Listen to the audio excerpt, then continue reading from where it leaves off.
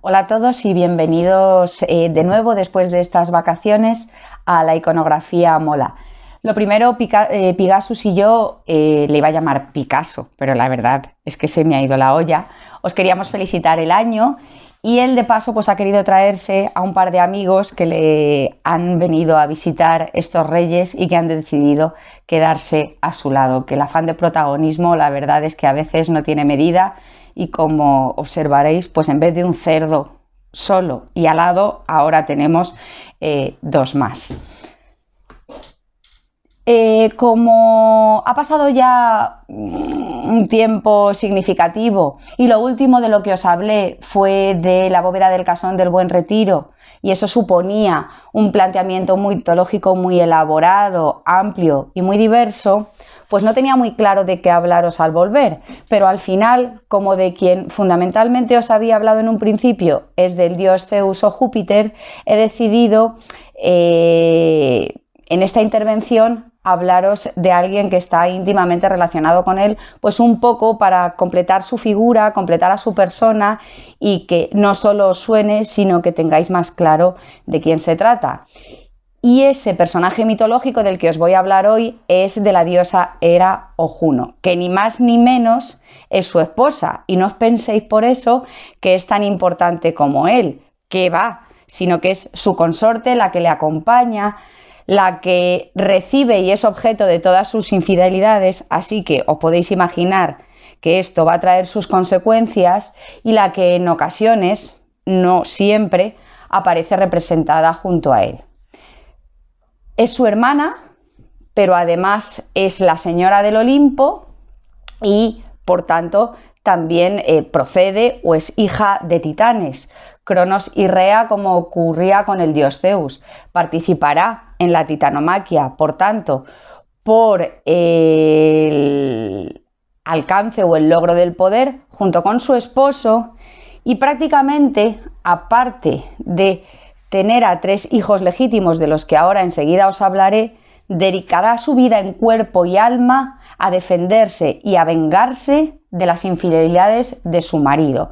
¿Por qué? Pues porque ya os lo comenté en aquel episodio.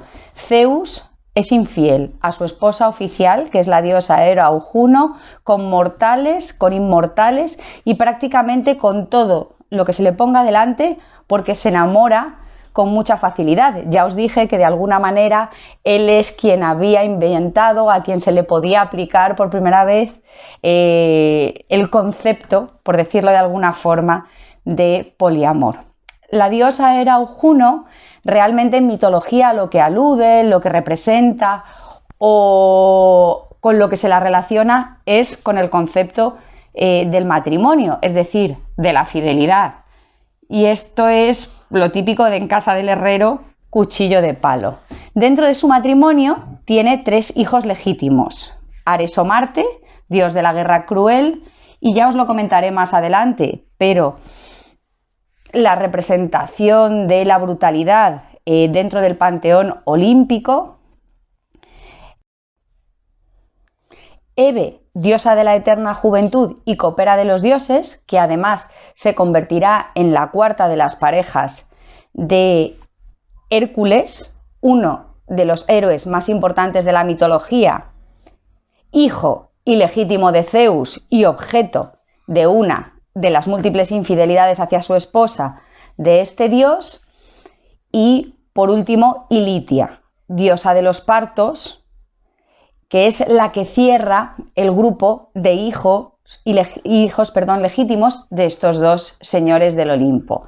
Ahora bien, la diosa Hera o Juno no solo tiene a estos hijos, porque ya os acabo de comentar que su esposo le es infiel constantemente. ¿Y esto qué provoca en ella? Pues el vivir en un constante berrinche y estar cabreada como una mona pues prácticamente toda su vida. Perdonar la definición. ¿Y esto a su vez a qué la lleva? Pues a que en uno de sus múltiples enfados, ella, dado todos los hijos que su marido ha ido teniendo por ahí, decida tener por su propia cuenta uno sola. Y esto, pues como os podéis imaginar, no puede ir bien. Porque un hijo solo con un progenitor tenido por los propios medios de una, pues cuanto menos fácil no va a ser. Hera o Juno va a tener por su propia cuenta como hijo al dios Hefesto o Vulcano, el dios de la fragua, el dios del fuego, el dios del metal, y engendrado por ella misma y sin ningún otro responsable, como consecuencia, ¿esto que va a traer?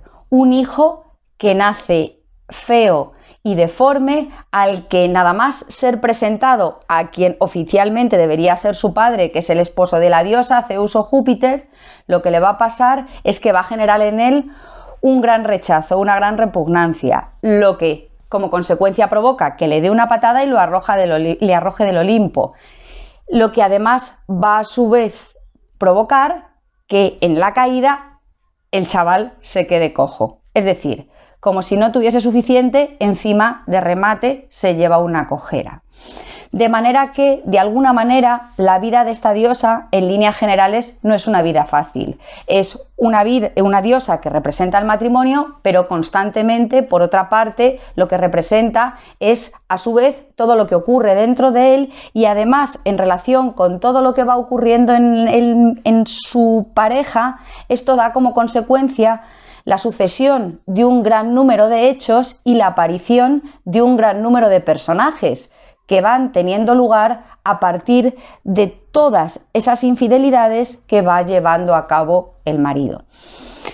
Como ya me estoy alargando mucho y como ya os he presentado al personaje y este videoblog de lo que trata es de iconografía, de lo que ahora me gustaría hablaros es de cómo se suele representar a nuestra protagonista. Habitualmente, cuando se representa a la diosa Hera o Juno, se la representa o bien sola o acompañada de su esposo, o también en relación con el juicio de París, dado que es una de las 3 candidatas a Miss Diosa Olímpica, cuando la diosa Eris deja la manzana en el banquete de las bodas de Tetis y Peleo, de lo que os hablaré más adelante, o también se la representa sola, acompañada de su elemento simbólico, que es un pavo real. Y os preguntaréis todos, ¿por qué un pavo real?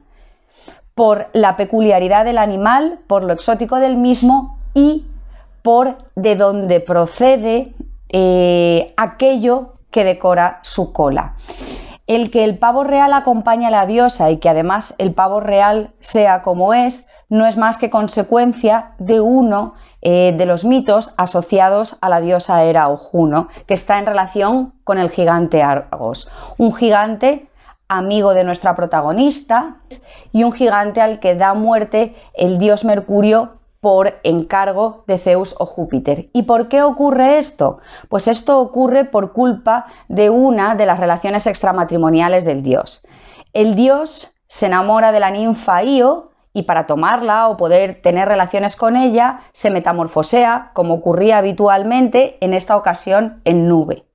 Tiene relaciones con entonces la ninfa y cuando esto ocurre pasan 2 cosas. Por un lugar, Zeus se arrepiente, que es lo que hacía siempre, y por otro, su esposa se entera.